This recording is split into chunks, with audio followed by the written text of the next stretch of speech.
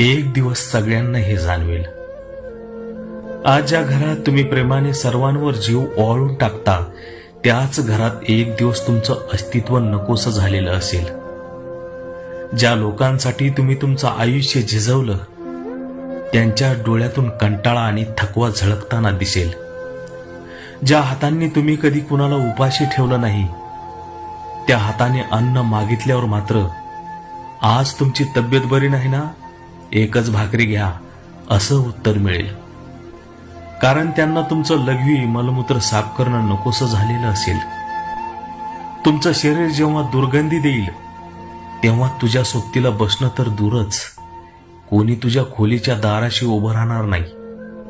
शब्दांनी माणसं जिंकणारे तुम्ही तेव्हा शब्द शून्य व्हाल, कारण ऐकणारा कोणीच नसेल.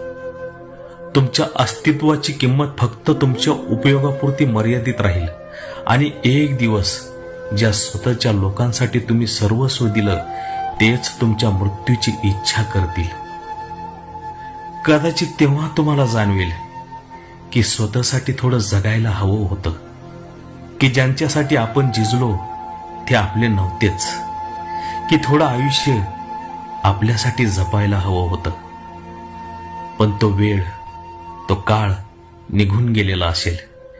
जिवंतपणीच मरणाची चव कशी असते हे तुम्हाला उमगलेलं असेल. आणि एक दिवस सगळ्यांना हे जाणवेल, पण उशीर झालेला असेल.